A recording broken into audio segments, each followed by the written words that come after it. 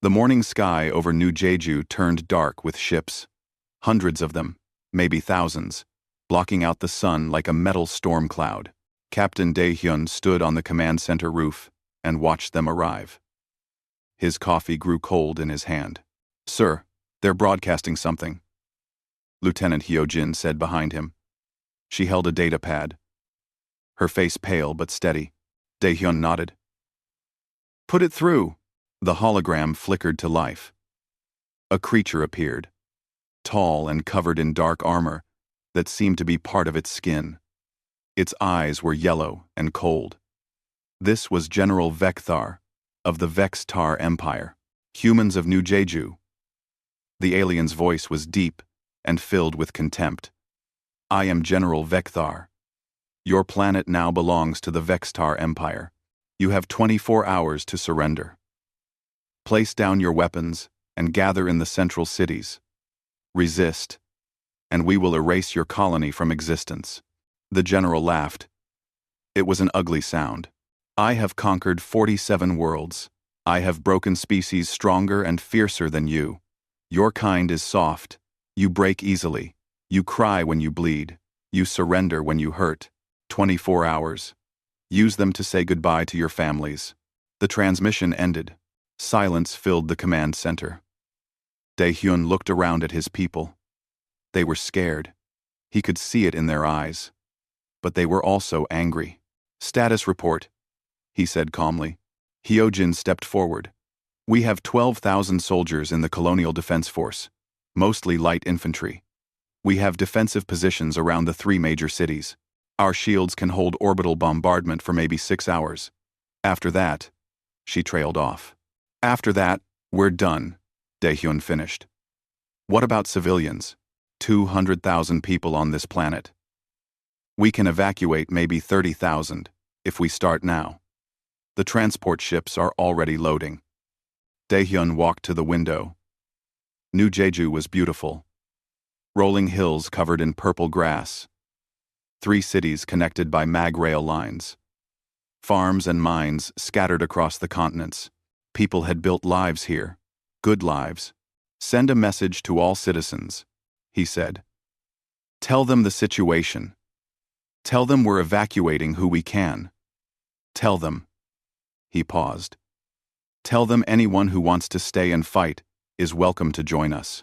"Sir?" Hyojin looked surprised. "You heard me. This is their home too. They have a right to defend it." In the hospital district, Dr. Jiwoo was already preparing. She was young, only 28, but she'd served on 3 colony worlds.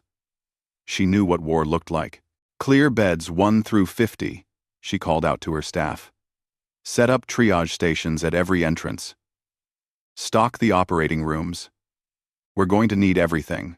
Her assistant, a nurse named Youngmi, looked worried. "Doctor, shouldn't we evacuate?" Jiwoo smiled, though it didn't reach her eyes. "And who will treat the wounded?" "No, we stay. Medicine doesn't run away." Across the city, Private Taeyang checked his rifle for the 10th time. He was 22 years old and had been in the Colonial Defense Force for 8 months. This was supposed to be a quiet posting, a place to serve his time and go home. Now, alien warships filled the sky. "You scared?" asked Corporal Minji. She was 3 years older and had seen combat once before. On the border colonies. "Terrified," Taeyang admitted. "You?" "Same. But my grandmother used to say something. Fear is just your body getting ready to fight. So I guess I'm very ready." Taeyang laughed despite himself. "Did your grandmother fight aliens?" "No, but she fought cancer 3 times. Beat it every time. She taught me that giving up is harder than going on." The hours passed quickly. All across New Jeju, people made their choices. Some left on the evacuation ships, holding children and precious belongings. Nobody blamed them. Survival was smart. But most stayed. Farmers brought hunting rifles. Miners brought explosives and knowledge of every tunnel under the cities. Teachers, doctors, engineers, all volunteered. By the time 24 hours passed, Dae-hyun's 12,000 soldiers had become 40,000 fighters. Vecthar watched the human response from his command ship. His tactical officer, a veteran of 30 campaigns, looked confused. "General, the humans are not evacuating. They're gathering weapons, forming militias. The civilians are joining the military." "What?" Vecthar leaned forward. "Play it again." The screens showed humans moving through streets, organizing themselves. Children as young as 15 stood beside adults. Elderly humans with gray hair carried supply packs. In one city square, a human with white hair was teaching others how to make simple explosives. "This makes no sense," the tactical officer said. "They know they cannot win. Our force is 10 times their size. Our warriors are superior in every way. Why do they not flee?" Vecthar waved a clawed hand. "Because they are stupid. All soft species are the same. They make dramatic gestures before they break. Let them gather. Let them feel brave. When my warriors land, they will remember what real strength looks like." He opened a channel to his ground commanders. 24 hours have passed. Begin the invasion. 3 landing zones. Crush them quickly. I want this finished before their sun sets. The Vextar dropships descended like falling stars. They landed in the 3 cities simultaneously, their doors opening to reveal the warriors inside. The Vextar were terrifying. 8 feet tall, covered in natural armor plates that could stop most bullets. Their strength could snap steel. They had conquered worlds, and they looked like it. Daehyun watched from his command post. "All units, hold your positions. Let them come to us. We know this ground. They don't." The first shots rang out. Human railguns fired from concealed positions. Vextar shields absorbed most of it. But some warriors fell. The aliens charged forward, confident and aggressive. "Now!" Hyojin's voice cracked over the radio. Explosions rippled through the streets. The miners had been busy. Underground charges detonated, collapsing buildings onto Vextar formations. The fighting spread like wildfire. In the hospital district, Jiwoo heard the first wounded arriving. She ran to meet them, her medical team behind her. The soldier on the stretcher was missing a leg. His face was pale from blood loss. But he smiled when he saw her. "Doc, you should see the other guy. I got him good before his friend got me." "Save your strength," Jiwoo said, already working. "We're going to fix you up. Can you make me taller while you're at it?" "I always wanted to be taller." The other doctors stared, but Jiwoo understood. Humor in the darkness. It was how humans coped. At the eastern defensive line, Taeyang fired his rifle until it overheated. The Vextar kept coming. One of them, massive and scarred, broke through the barricade. "Fall back," someone screamed. But the Vextar was too fast. It grabbed Taeyang's squad mate and threw him against a wall. The human didn't get up. Taeyang pulled out his sidearm and fired. The shots bounced off armor. The alien turned to him and laughed. It actually laughed. Then it backhanded Taeyang across the street. Pain exploded through his body. His ribs cracked. Something sharp was stuck in his side. His vision blurred. The Vex's tar warrior walked toward him slowly, enjoying the moment. Taeyang tried to move. His body wouldn't respond. Blood pooled under him. This was it. This was how he died. And then, somewhere in his pain-hazed mind, he remembered something. A joke his sister told him before he left home. Something stupid about a chicken and a spaceship. He started laughing. Blood bubbled from his mouth. But he kept laughing. It hurt so much that it was almost funny. Everything was funny suddenly.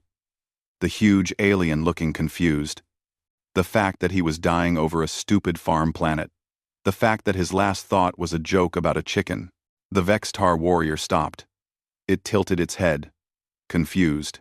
On his command ship, General Vecthar was watching the battle feeds. He saw the broken human soldier, saw him bleeding, saw him dying, and saw him laugh. "What is that?" Vecthar leaned closer to the screen. "Why is he laughing?" The tactical officer had no answer. On the ground, Taeyong's hand found the detonator in his pocket. The one they'd all been given, just in case. "Hey," he said to the alien, blood on his teeth. "Is that really your best shot?" He pressed the button. The explosion lit up the street. The explosion threw debris 3 blocks away. When the smoke cleared, 12 Vextar warriors lay dead or dying. At the center of the crater, somehow, impossibly, Private Taeyang was still alive. He shouldn't have been. The blast had caught him too, throwing him against a concrete wall. More bones broke. Burns covered his left side, but his eyes were still open, and he was still laughing, quietly now, because his lungs barely worked, but laughing. "Medic," he whispered, then passed out. 2 streets over, a combat medic named J1 heard the call. He ran through gunfire, his bag bouncing on his back. When he reached Taeyang, he stopped and stared. "How are you alive?" he muttered, then started working. Bandages, stim shots, a portable blood pack. "Stay with me, soldier. Stay with me." On the command ship, General Vekthar replayed the footage. Again and again. The human, laughing. The human, broken and bleeding, choosing to die, taking enemies with him, and laughing. "Explain this to me," he demanded of his staff. "Our intelligence said humans were weak, fragile, that they feared death more than any species in the galaxy." His tactical officer looked at the data. "That is what our sources indicated, General. Humans avoid pain. They have extensive medical systems to prevent suffering. They even put their animals to sleep rather than let them feel pain. They seemed soft. That human was not soft." Vekthar's claws scraped against his command chair. "That human laughed at death, laughed at my warrior, then killed 12 of my soldiers while dying himself. Perhaps it was an anomaly. One insane human." Vekthar pulled up more battle feeds. In the northern city, a human soldier with one arm gone was still fighting, using her remaining hand to throw grenades. In the south, an elderly human drove a truck, loaded with explosives, into a Vextar formation, grinning the whole way. In the capital, a group of teenage humans were running supplies through active combat zones, joking and laughing as bullets flew past. "These are not anomalies," Vekthar said slowly. "This is something else. Something we did not prepare for." He turned to his communications officer. "Bring me prisoners. I want to understand these creatures." In the hospital, Dr. Jiwoo was on hour 36 of continuous surgery. Her hands shook from exhaustion, but she couldn't stop. There were too many wounded. Taeyang arrived on a stretcher, barely breathing. Jiwoo looked at his injuries and shook her head. "He's not going to make it," said her assistant. "Yes, he will," Jiwoo said firmly. "Prep operating room 3. Full trauma team. Move. Doctor, we need you for the others. We can't spend hours on one patient." "Who? He survived an explosion that should have killed him instantly," Jiwoo interrupted. "If he wants to live that badly, I'm not going to tell him no. Now move." The surgery took 14 hours. 3 times, Taeyang's heart stopped. 3 times, Jiwoo brought him back. When she finally stepped out of the operating room, another doctor was waiting with a cup of coffee. "Is he alive?" the doctor asked. "Yes. He'll need months of recovery, but yes. You should sleep, Jiwoo. You're going to collapse." She drank the coffee in one long gulp. 43, waiting for surgery. "Then I don't have time to sleep." She walked back into the operating room. On the battlefield, Captain Dae-hyun was reorganizing his forces. The Vextar were learning. Their initial charge had been stopped, but now they were adapting, using cover, being cautious. "They're scared," said Lieutenant Hyojin. She was watching the enemy movements on a tactical display. "Scared?" Dae-hyun looked at her. "Why would they be scared? They still outnumber us. Look at their formation. They're bunching up, staying close together. That's not confidence. That's fear. They've never fought someone who doesn't retreat when hurt. Dae-hyun studied the display. She was right. The Vextar warriors were powerful, but their tactics were starting to falter. They kept looking over their shoulders. They hesitated before entering buildings. They expected us to break, he said slowly. When we didn't, when we kept fighting despite the casualties, it confused them. More than confused. It scared them. Their advantage is physical strength. But what good is strength if your enemy doesn't care about pain? Dae-hyun allowed himself a small smile. Then, let's give them more to be scared about. Get me the mining teams. I have an idea. The Vextar captured 3 human soldiers that afternoon. They were brought to a shuttle and flown up to the command ship. General Vextar wanted to see them personally. The first prisoner was Sergeant Bo-ra. She was 40 years old and had been a soldier for 20 years. The Vextar had taken her left arm in the battle, but the medics had sealed the wound. She walked into the interrogation room without help, her back straight. The second prisoner was Lieutenant Sung-ho. He was 35 and had 3 broken ribs. He breathed carefully, but showed no other sign of pain. The third prisoner was Corporal Min-ji. She was 25, and her left leg was broken. She hopped into the room on one foot, refusing to lean on the guards. Vextar studied them. They were small, compared to his warriors, fragile-looking, and yet they stood before him without fear. I want to understand something, he said. Today, I watched one of your soldiers laugh while bleeding to death. Then he killed 12 of my warriors. Why did he laugh? Bo-ra looked at him steadily. Because he could. That is not an answer. Yes. It is. He was dying. Nothing could change that. So he chose how to face it. He chose laughter. Vextar leaned forward. You speak as if this is normal. As if choosing to die. Laughing is a reasonable decision. For us, it is, said Sung-ho. We've been dying for millions of years, General. We've gotten good at it. All species die. Yes. But not all species make an art of it. Sung-ho smiled, then winced as his ribs shifted. My grandfather died fighting a disease. The day before he died, he told jokes, made the whole family laugh. He said if he was going out, he was going out his way. Min-ji spoke up. My mother died in a mining accident. When we found her, 3 days, trapped underground with a broken back, she'd written messages on the wall. Funny messages.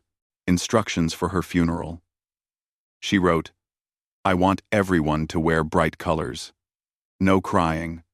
I lived well, so celebrate that. Vextar stared at them. This is madness. No, Bo-ra said. This is humanity. We don't have your strength, General. We don't have your armor or your size. What we have is this. We've been breaking ourselves for so long that we know how to heal. And we've learned that how you face the breaking matters more than the breaking itself. Your soldier was insane. That is the only explanation. Private Tae-yang? He's not insane. He's in surgery right now. Dr. Ji-woo is putting him back together. And when he wakes up, do you know what he'll do? He'll probably crack another joke. Then he'll ask when he can return to duty. That is impossible. His injuries will heal. Slowly, painfully, but they'll heal. That's what we do, General. We heal. And then we get up again. So, Vextar dismissed the prisoners and sat alone in his command center. He pulled up the human database, the one his intelligence had compiled before the invasion. Hours passed as he read. Human history unfolded before him like a nightmare. Wars that killed millions. Diseases that nearly erased them. Natural disasters that destroyed their cities. And yet, they survived. Every time, they survived. He found records of something called the marathon. Humans running over 40 kilometers for no reason except to prove they could. He found records of something called Mount Everest, where humans climbed into killing cold just to stand at the top. He found records of humans diving to the deepest oceans, flying to the moon, crossing polar ice. They did dangerous things for fun. He found military records. Soldiers who continued fighting with injuries that would kill most species. Medics who refused to leave the battlefield. Civilians who hid refugees at risk of their own lives. And everywhere, in every record, humans who faced terrible things, with courage, with determination, and sometimes, with humor. Sir, his tactical officer interrupted his thoughts. Captain Daehyun is leading a counteroffensive. Our forces in the capital are falling back. Vekthar stood up. Falling back? How? The humans have started using the underground tunnels. They're hitting our supply lines, taking our ammunition. 3 of our forward bases have gone dark. On New Jeju, Hyojin's plan was working perfectly. The miners knew every tunnel, every underground passage. They moved through the darkness like ghosts, striking and vanishing. Above ground, Daehyun coordinated the attacks. Hit them where they're confident. Make them doubt everything. A message came through from the hospital. It was Dr. Ji Woo. Captain, Private Taeyang is awake. He's asking about his unit.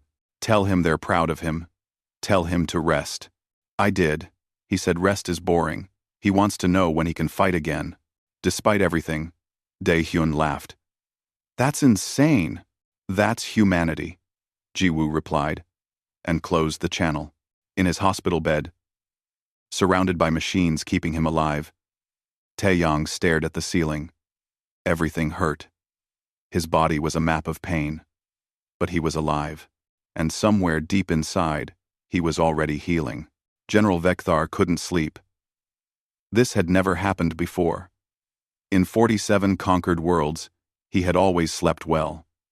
Victory was certain, and certainty brought peace. But now, 3 weeks into the occupation of New Jeju, he lay awake in his quarters watching battle reports. The numbers made no sense. The humans should have broken by now. They should have surrendered after the first week. Instead, the Vextar controlled less territory today than they had on day 1. His casualties had reached 40%. 40%. Against a smaller, weaker force. How? He asked the empty room. He decided he needed to speak with the prisoners again. The 3 humans were being held in reasonable comfort. He'd ordered that. They were enemies, but they'd earned respect. When he entered the holding area, he found Sergeant Bo Ra doing push-ups. One-armed push-ups, because she only had one arm. She'd done 60 before she noticed him. General, she said, standing and showing no sign of fatigue. Come to ask more questions? Come to ask more questions. Yes. I do not understand your people. 3 weeks of fighting. Thousands of your soldiers dead. Your cities damaged. And yet you do not surrender. Would you? Vekthar paused. That is different. The Vextar are warriors. We are bred for war. You are. You are scientists and farmers and teachers who took up weapons. Exactly, Bora said. We're fighting for our homes. You're fighting because someone ordered you to. Which cause would you die for? Before Vekthar could answer, Lieutenant Sung Ho spoke from his cell. General, can I ask you something? Have you ever had a serious injury? Of course. Many times. And what did you do when you were injured? I healed. Then, returned to duty. How long did it take? Vekthar thought. Vextar healing is rapid. A broken bone heals in days. Torn flesh in hours. We are designed to recover quickly. We're not, Sung Ho said.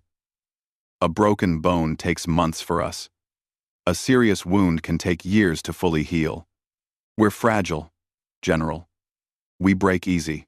But here's the thing about breaking. Often you get really good at putting yourself back together. Corporal Minji added. My leg is broken. In a few weeks, it'll be in a cast. In a few months, I'll walk again. In a year, I'll run. My body is weak, but my mind knows I've healed from worse. That knowledge makes me dangerous.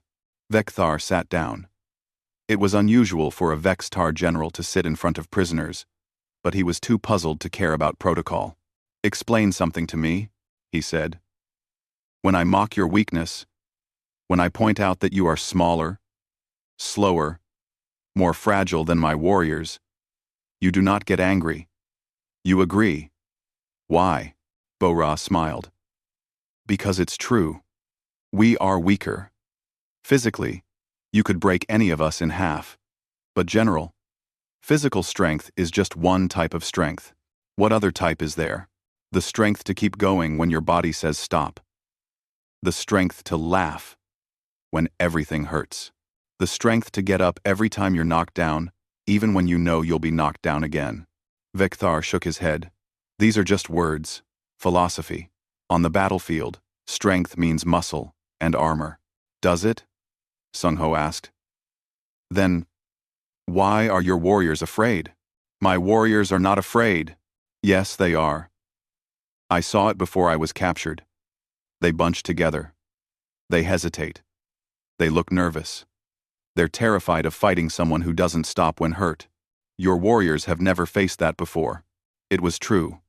And Vekthar knew it. His field commanders had reported the same thing. The warriors were becoming reluctant to engage. Some had asked for reassignment. Show me your world. Vekthar said suddenly. I have access to your databases, but I do not understand what I see. Show me why you fight this way. Bo-Ra looked at the other prisoners. They nodded. All right, General.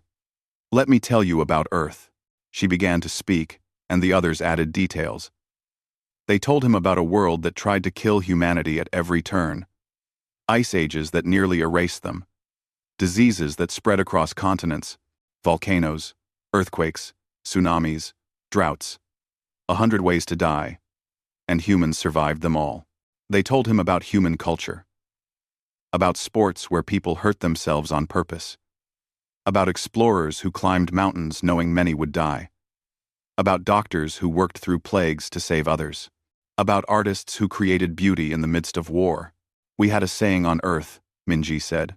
What doesn't kill you makes you stronger. We've been living by that for millions of years.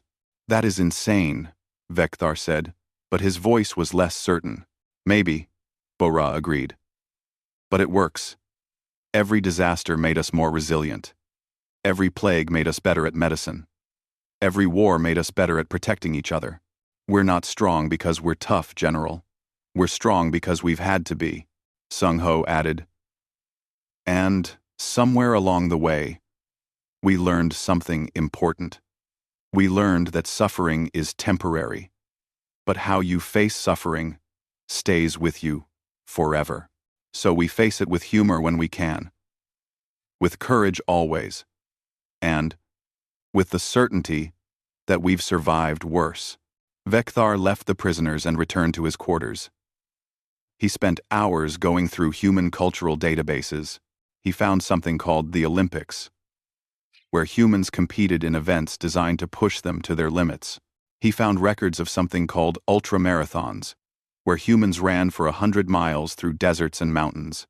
He found military records from their wars. Soldiers who held positions against impossible odds. Medics who ran into fire to save the wounded. Civilians who hid refugees at risk of their own lives. He found art created in concentration camps, poetry written in prisons, music composed during sieges. Humans creating beauty in the worst moments of their history. And he found humor. So much humor. Jokes told in foxholes. Comedy performed in war zones. Humans laughing at funerals because the deceased had requested it. Humans making fun of their own suffering, as if pain was just another thing to mock. A message interrupted his research. It was from the capital city. Captain Dae-hyun had launched another attack. This time, he'd captured an entire Vex-Tar supply depot. Vekthar pulled up the battle footage. He watched human soldiers move through the depot, taking ammunition, food, medical supplies. They were efficient, professional, but what struck him was their attitude. They were joking, making fun of each other. One human slipped on something and fell, and his companions laughed. The fallen human laughed too, got up, and kept working. They were in the middle of a war, stealing from an enemy, and they were laughing. "I don't understand," Vekthar said to his tactical officer. "How can they laugh? Perhaps they're insane, General." "An entire species cannot be insane. There must be a reason." He pulled up medical records next. Human anatomy was fascinating. Fragile bones that broke easily, skin that tore, internal organs that could be damaged by impact. They were walking targets. Really. And yet they'd survived. He found records of human healing. It was slow, yes, but thorough. A human who broke a bone and healed properly would have a stronger bone at the break site. A human who survived a disease often became immune to it. Their bodies learned from damage. But more than that, their minds learned. He found psychological studies about something called post-traumatic growth. Humans who survived terrible events often became stronger mentally. They developed resilience, perspective, appreciation for life. They don't just survive trauma, Vekthar said slowly. They grow from it. His tactical officer looked confused. "General? Look at this." Humans who face death often develop a greater appreciation for life. Humans who face suffering often develop greater empathy. Their traumas make them stronger, not weaker. This is not a species that fears pain. That seems impossible, and yet it explains everything. The soldier who laughed while bleeding? He wasn't insane. He was demonstrating ultimate control. He couldn't control his death, so he controlled how he faced it. A new report came in. Dr. Ji Woo's hospital had been hit by artillery fire. 3 floors collapsed. The report said medical staff were evacuating the wounded. Vekthar pulled up the live feed. He watched human doctors and nurses carrying patients out of the burning building. Then he watched them set up a new hospital in the street, right there, treating wounded under the open sky while the battle raged around them. Dr. Ji Woo was easy to spot. She'd been working for 3 weeks straight, according to intelligence reports. She should have been exhausted, broken, defeated. Instead, she was organizing her staff, setting up equipment, preparing for surgery. A piece of debris fell near her. She didn't even flinch. She just moved her equipment table 3 feet to the left and kept working. "Get me a communication line to Captain Dae-hyun," Vekthar ordered. "Sir, do it. I want to speak with him." 5 minutes later, Dae-hyun's face appeared on the screen. He looked tired, but alert. Behind him, explosions lit up the night sky. "General Vekthar," Dae-hyun said, "I hope you're calling to surrender." Vekthar almost smiled. "No. I am calling because I want to understand something. You're Dr. Ji Woo. Her hospital was just destroyed. She has been working without rest for 3 weeks. Why does she not break?" Dae-hyun glanced off screen, then back. "Because people need her. It's that simple. While wounded soldiers need treatment, she'll keep working. That is not logical. She is endangering herself." "No, General. She's doing her job. Medicine doesn't run away from people who need it. But she must be exhausted, traumatized, defeated. She's all of those things. But she's also determined. That's the human condition, General. We're always exhausted, always hurting, always facing something bigger than us, but we keep going anyway."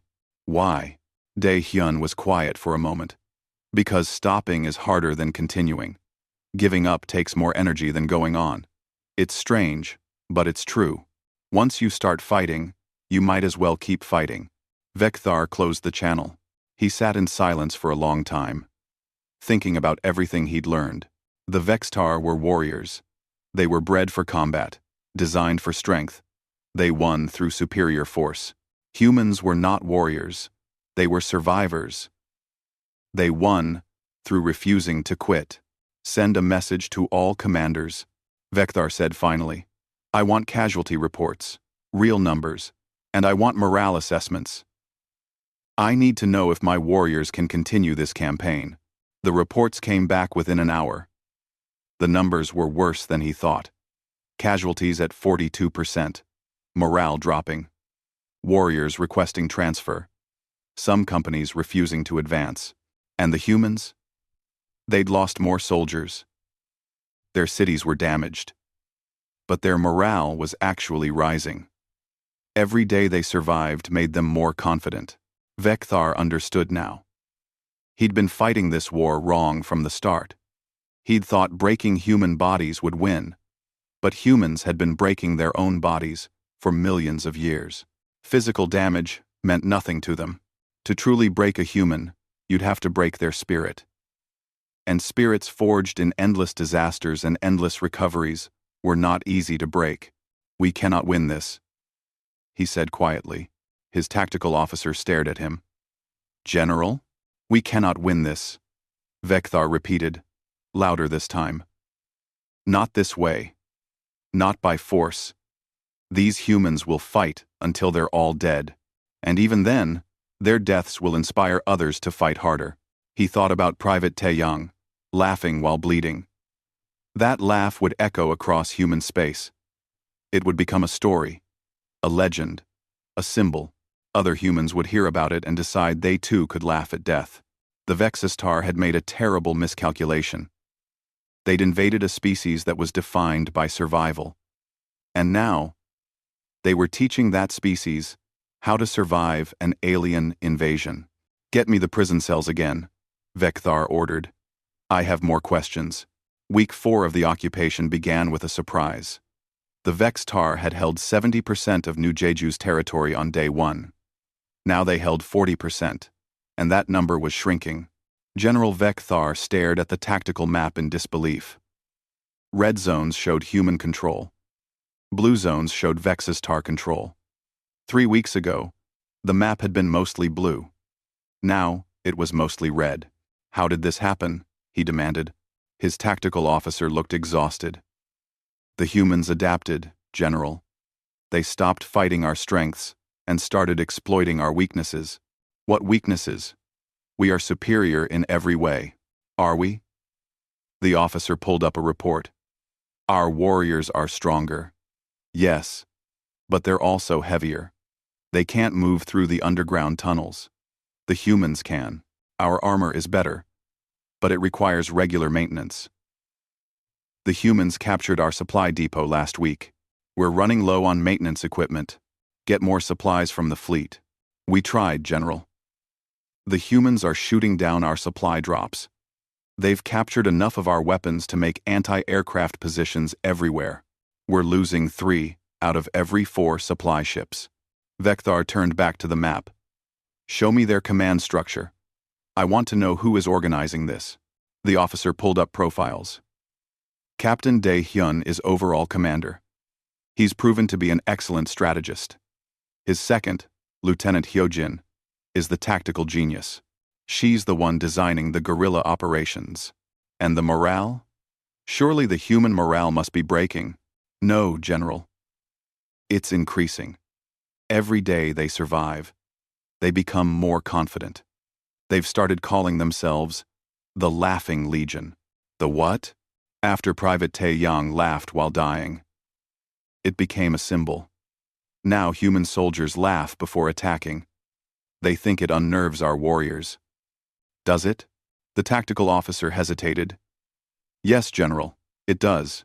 Vecthar dismissed the officer and pulled up footage of recent battles. He watched human soldiers charge Vextar positions while laughing.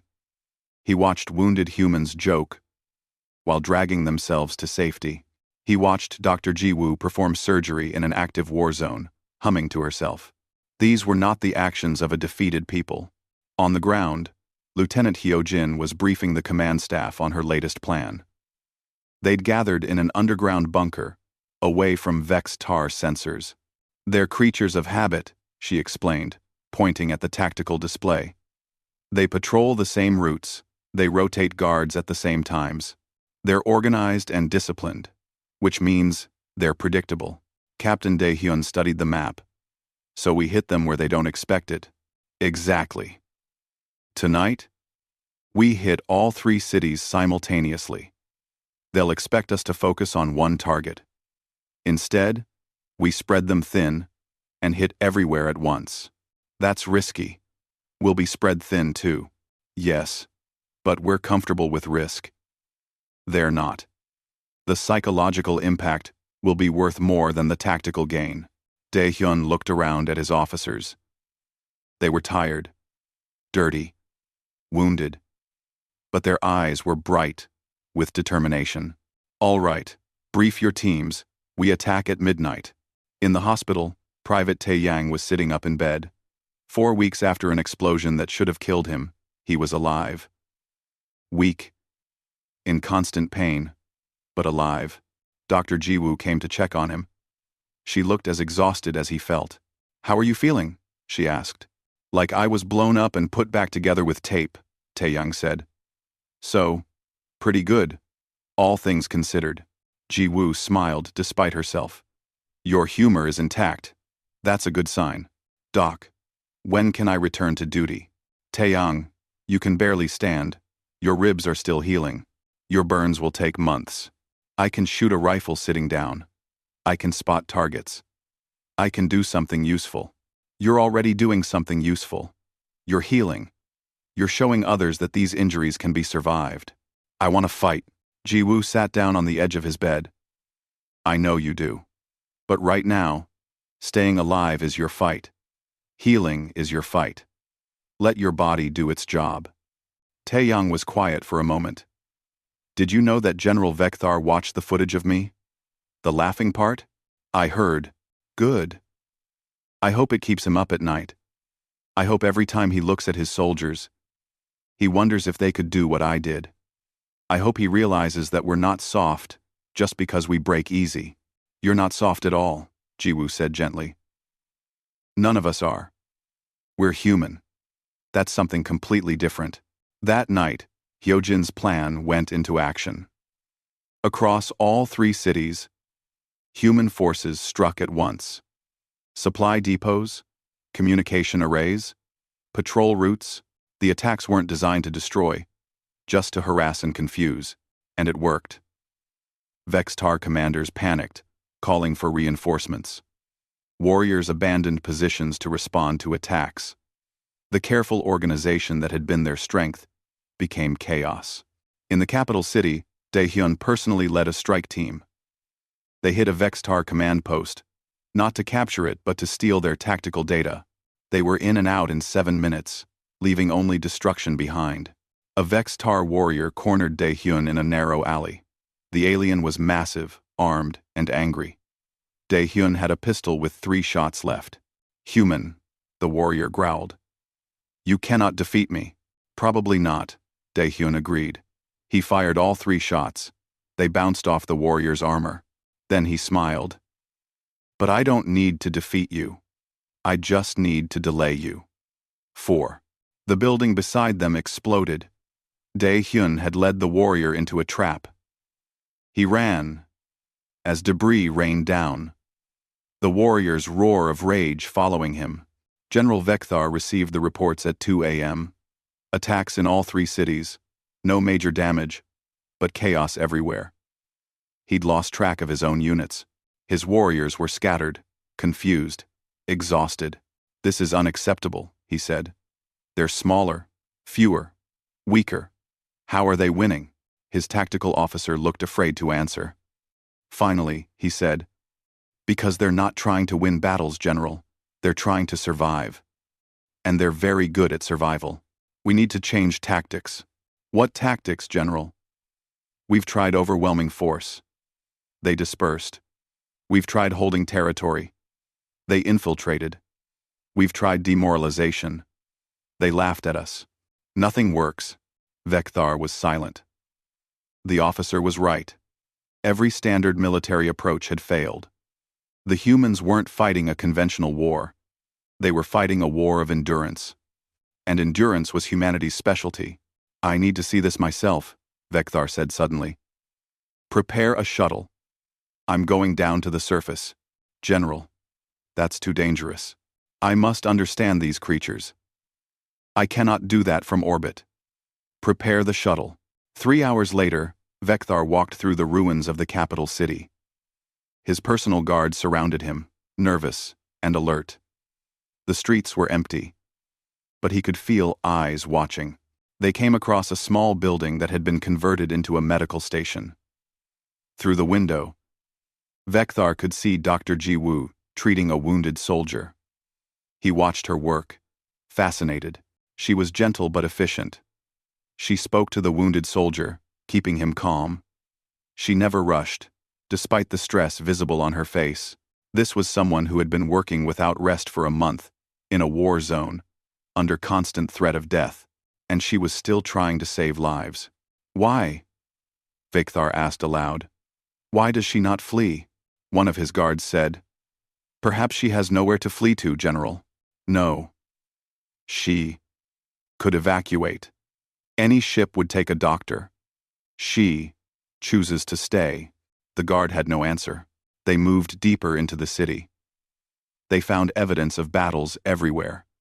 Blast marks, bullet holes, collapsed buildings. But they also found other things. A small garden someone had planted in the ruins. A painted mural on a damaged wall. A message written in chalk. Still here. Still fighting. Still laughing. Vekthar touched the chalk words. They decorate their ruins. They plant gardens in war zones. This is madness. Or hope, suggested another guard quietly. An explosion nearby made them all jump. Vekthar's guards immediately surrounded him, weapons ready. But no attack came. Instead, they heard something strange. Laughter. Human soldiers were laughing somewhere in the ruins. Vekthar pushed through his guards and moved toward the sound.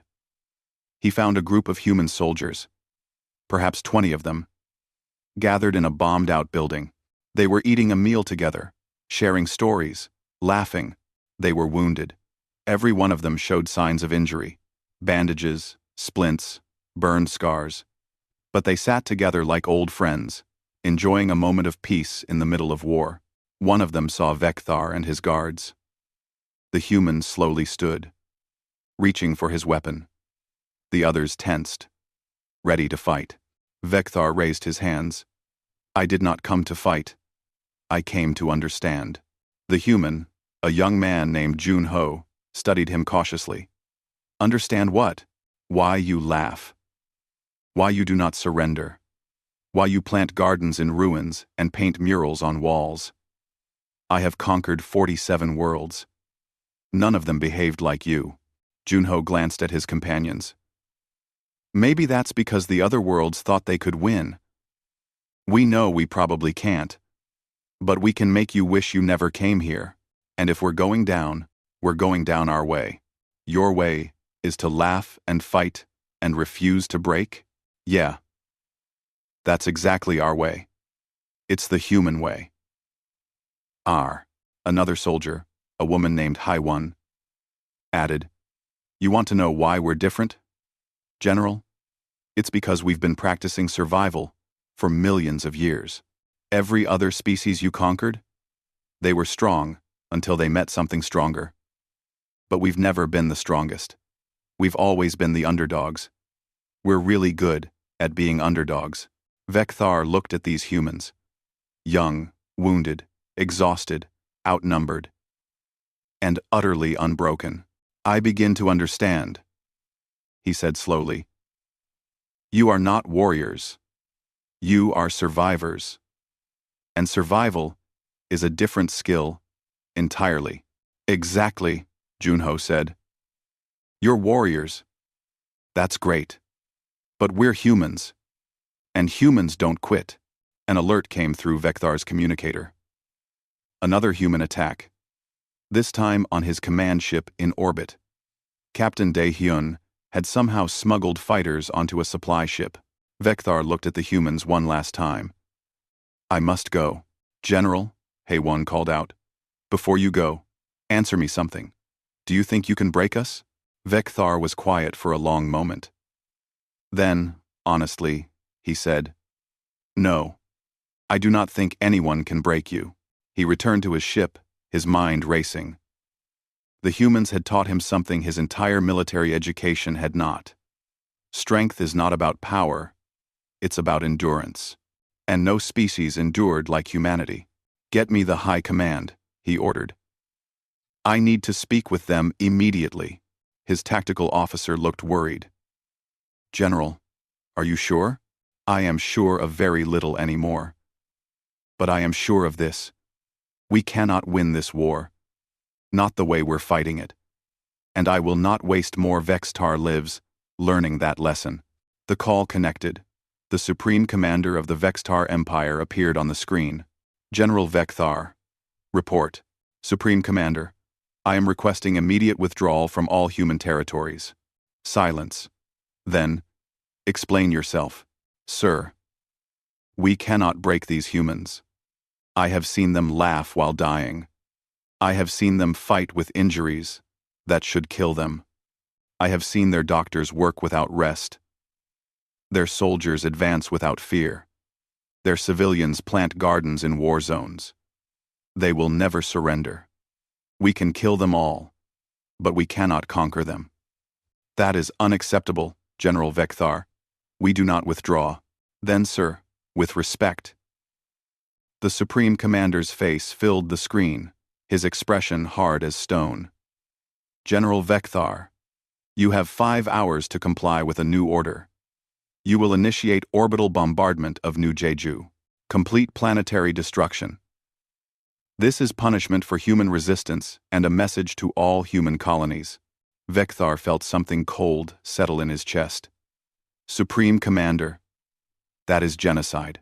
There are 200,000 civilians on that planet, who chose to fight rather than surrender. They made their choice. Now they will face the consequences. 5 hours, General. After that, we will send someone else to complete the task. The transmission ended. Vextar stood alone in his command center. 5 hours to destroy an entire world. 5 hours to kill 200,000 humans who had done nothing except defend their home. He thought about Private Taeyang, laughing while bleeding. About Dr. Ji Woo, working without rest to save lives. About Captain Dae Hyun, fighting against impossible odds. About Sergeant Bora, doing push-ups with one arm. About all the humans he'd watched survive and endure and refuse to break. Sir? His tactical officer stood at the door. Your orders? How long would it take to evacuate the planet? If we dedicated every ship to evacuation? Sir? Answer the question. The officer checked his datapad. At least 48 hours, sir. We don't have enough ships, and the humans would resist anyway. They wouldn't trust us. Thanks for watching. And the next on, then evacuation is impossible. Vextar pulled up the command protocols for orbital bombardment. He'd used them before, on worlds that harbored rebels. It was a terrible weapon, but sometimes necessary. But those worlds had been sheltering criminals. New Jeju was just people protecting their home. He opened a communication channel to the surface. Captain Dae Hyun. This is General Vextar. Dae Hyun's face appeared, surprised. General, come to surrender? No. I came to inform you that I have been ordered to destroy your planet from orbit. Complete bombardment. Nothing will survive. You have 5 hours. Dae Hyun's face went pale. 5 hours? Yes. I am sorry. I argued against this. But the Vextar Empire does not forgive defiance. Your resistance has earned you annihilation. Can you evacuate civilians? There is not enough time. I am truly sorry, Captain. Your people fought well. They taught me things I did not know, about strength and courage. But this is the end. Dae Hyun was quiet for a long moment. Then he said, General, will you do me a favor? If I can, tell your empire that we never surrendered. Tell them that every human who died here died fighting. Tell them that they may burn our world, but they've created martyrs. Every human in the galaxy will hear about New Jeju, And they'll all know that we laughed while you killed us. Vecthar closed the channel. He sat in his command chair, thinking. 5 hours. He could comply. He could follow orders. He could destroy the planet and move on to the next campaign. But something had changed in him over the past month. He'd learned something from these humans. Something that now made following his orders feel wrong. He opened another channel. Sergeant Bora, I need to speak with you. The human appeared on screen. She looked as calm as always, despite being a prisoner. General, I have been ordered to destroy your planet. Everyone will die. I wanted you to know. Bora nodded slowly. I figured something like this would happen eventually. Are you going to do it? I do not know. Tell me, Sergeant.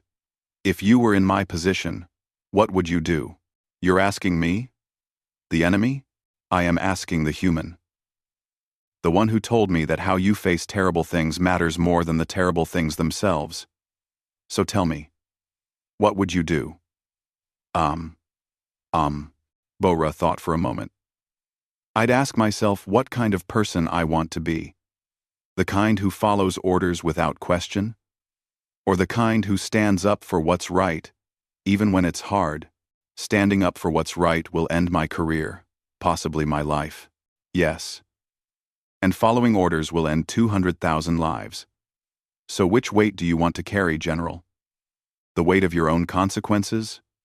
Or the weight of all those deaths? Vecthar closed the channel. He looked at the chronometer. 4 hours and 30 minutes remaining.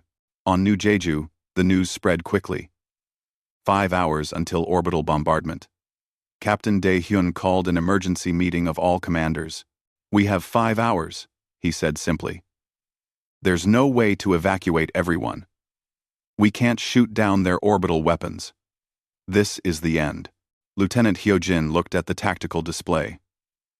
We spend the time well. We say goodbye to people we love. We do the things that matter. We don't fight? Fight what? We can't fight orbital bombardment. No. We don't fight. We live. For 5 hours. We live. As well as we can. Dr. Ji-woo gathered her medical staff. They were exhausted, dirty, wounded themselves. She looked at each of them. I'm proud to have worked with all of you, she said. You've saved hundreds of lives. Thousands, maybe. You never gave up. Never stopped trying. That's all anyone can ask. A young nurse named Soo Min started crying. No, Ji-woo said firmly. We're all going to die eventually. Everyone does. But we didn't fail. We fought. We saved who we could. We refused to surrender our values even in a war zone. That's not failure. That's victory. Private Tae Yang, still weak from his injuries, sat in his hospital bed. He'd heard the news. 5 hours. He should be scared. But he felt strangely calm. A nurse brought him paper and a pen. In case you want to write letters, she said. Tae Yang thought about it. Then he started writing. Not sad letters. Not goodbye letters. He wrote jokes. Stories. Funny things he remembered. He wrote about the time he tried to cook and nearly burned down the barracks. He wrote about his sister's terrible singing. He wrote about the day he laughed while dying, and how strange it felt to be famous for laughing. He wanted people to remember him happy. Across the planet, humans spent their last hours in different ways. Some prayed. Some held loved ones. Some cooked meals and ate together. Some played music. Some planted one last garden, knowing it would never grow but planting it anyway. And some laughed. They told jokes and shared stories, and laughed because that's what humans did. They laughed in the darkness. On the command ship, General Vecthar had 1 hour remaining. His weapons officer stood ready. The bombardment coordinates were locked. All he had to do was give the order. Instead, he opened a broadcast. A broadcast to his entire fleet. To the Vextar Empire. To human space. To everyone who would listen. I am General Vecthar of the Vextar Empire. I have been ordered to destroy the human colony of New Jeju. Complete planetary destruction. 200,000 lives erased as punishment for resistance. He paused. I will not comply with this order. Gasps echoed through his command center. His tactical officer stared at him. Over the past month, I have learned something about humanity. I came here thinking they were weak, fragile, easy to break. I was wrong. Humans are not strong because they are tough. They are strong because they refuse to be broken. They are strong because they survive things that should kill them, and then they laugh about it. He pulled up footage. Taeyang laughing while bleeding. Dr. Ji Woo working in a war zone. Dae-hyun fighting against impossible odds. Humans planting gardens in ruins. I have conquered 47 worlds. I have broken armies. I have ended civilizations. But I cannot break humanity. Not because they are powerful, but because they have already been broken 1,000 times and learned to heal stronger each time. He stood straighter. The Vextar Empire believes that strength comes from power, from muscle and weapons and fear. But I have learned that true strength comes from endurance, from surviving, from refusing to let suffering define you. Humans possess this strength in abundance. If I destroy New Jeju, what will I accomplish? I will kill 200,000 humans, but I will create martyrs. Every human in the galaxy will hear this story. They will hear about the colony that never surrendered. They will hear about the soldier who laughed while dying. They will hear about the doctor who worked until the end. And they will become stronger, more determined, more impossible to defeat. I will not create martyrs. I will not make humanity stronger by proving their point about endurance and survival. He turned to his crew. All Vextar forces will withdraw from New Jeju immediately. All prisoners will be released. We are leaving human space and will not return. His tactical officer stepped forward. General, this is treason. The High Command will court-martial you. Execute you. I know. But I will not carry the weight of 200,000 deaths just to follow orders. I choose my own consequences over their annihilation. He opened another channel, this time to Captain Dae-hyun. Captain, I am withdrawing all forces. You have won. Dae-hyun appeared on screen, looking shocked. What? Why? See, because you were right. About strength, about endurance, about what matters. I cannot defeat a species that finds meaning in suffering and laughs at death. I will not destroy your planet. Instead, I will tell my empire that humanity cannot be conquered. Not because you are strong, but because you are unbreakable. General, you'll be executed for disobedience. Yes. But I learned something from you humans. How you face consequences matters more than the consequences themselves. I choose to face mine. With dignity. The withdrawal began immediately. Vextar ships lifted from the surface. Prisoners were released. Within hours, the fleet was pulling out of orbit. On the surface, humans watched in disbelief. They'd prepared for death.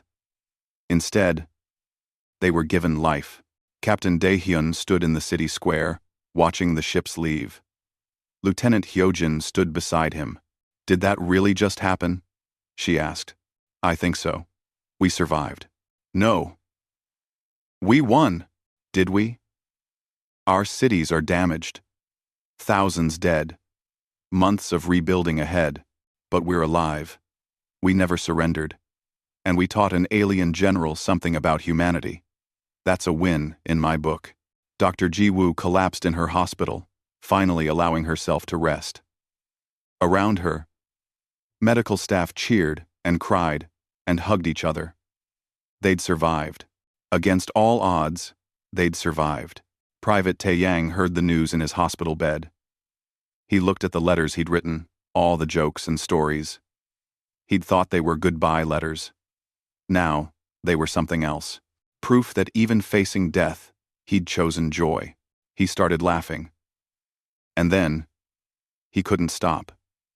relief and disbelief and exhaustion all came out as laughter. 6 months passed. New Jeju rebuilt. The damaged cities were repaired. Gardens grew in the places where battles had raged. Memorials were erected for the fallen.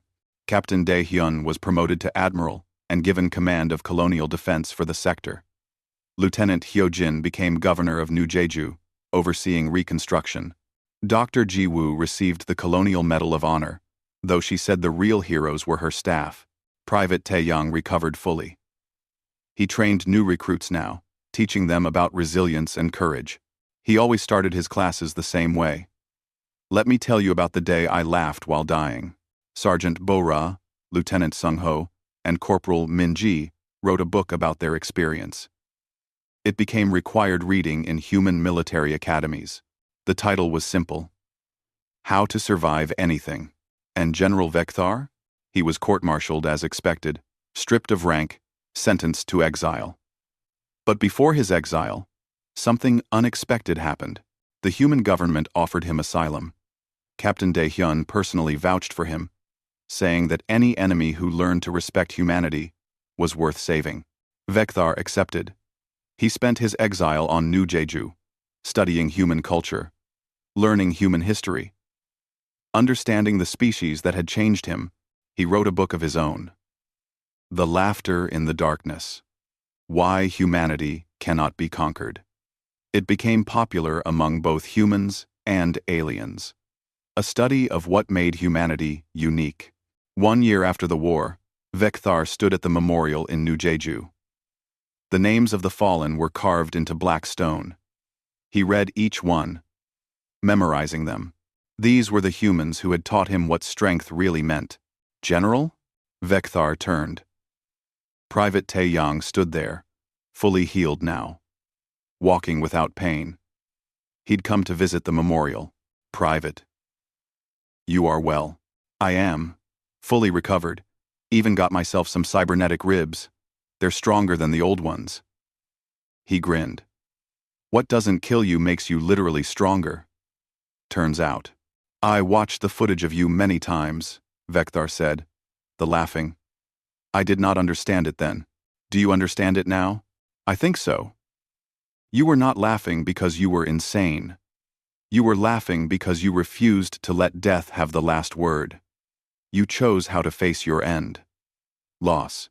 Exactly. Though I'd rather not face another end anytime soon. One near-death experience is enough for a while. They stood together at the memorial. An alien general and a human soldier, former enemies now standing in peace. Can I ask you something, General? Tae-yang said. When you disobeyed orders, were you scared? Terrified. I knew what would happen. Court-martial, exile, dishonor. Everything I'd worked for, gone. But you did it anyway. Yes. Because I learned something from you, humans. You taught me that there are things more important than following orders. Things worth sacrificing for. I will do that. I learned that from watching you sacrifice everything to defend your home. Tae-yang smiled. You know what's funny? When I was lying there bleeding, I didn't feel brave. I felt terrified. But I laughed anyway because I remembered a joke my sister told me. Want to hear it? Yes. An alien asks a human, "Why do you climb mountains?" The human says, "Because they're there." The alien asks, "But why do you laugh when you fall?" The human says, "Because I get to climb it again." Ode. Vekthar thought about this. Then, slowly, he began to laugh. It was a rusty sound, unused for so long. But it was genuine. I understand now, he said. You laugh not despite the fall, but because of what the fall teaches you. You laugh because survival itself is a victory. Now you're getting it, General. They stood together as the sun set over New Jeju. An alien and a human, both changed by war, both understanding something fundamental about strength and survival and what it means to be unbreakable. The Vextar Empire never attacked human space again. Not because they couldn't win militarily, but because General Vecthar's book spread through their empire. Soldiers read it. Commanders read it. Eventually, the High Command read it. They learned what Vecthar had learned. Humanity couldn't be conquered. Not because they were strong, but because they were human. And being human meant surviving the unsurvivable, enduring the unendurable, and laughing in the darkness. Other species heard the story too. The story of New Jeju. The story of the soldier who laughed while bleeding. The story of the doctor who worked until she collapsed. The story of the general who chose conscience over orders. It became a legend. A symbol. Proof that physical strength meant nothing compared to strength of spirit. And every time humans faced new challenges, new threats, new impossibilities, they remembered New Jeju. They remembered that they were the species that had been breaking and healing for millions of years. They were survivors. They were unbreakable. And when things got dark, when the odds seemed impossible, when defeat seemed certain, they did what humans always did. They laughed. Because laughter was defiance. Laughter was courage. Laughter was proof that even in the worst moments, humanity could find joy, could find meaning, could find reason to keep going. General Vecthar lived on New Jeju for the rest of his life. He became friends with many humans, learning their culture, understanding their humor, appreciating their resilience. When he died, 15 years after the war, he was buried in the human memorial with full honors. His grave marker read, General Vecthar of the Vextar Empire, came as enemy, left as friend. Learned that strength is not about power, but about endurance. And beside his name, someone had carved a small addition. Tae Yang, visiting the grave years later, saw it and smiled. It said simply, "He learned to laugh in the darkness." The end.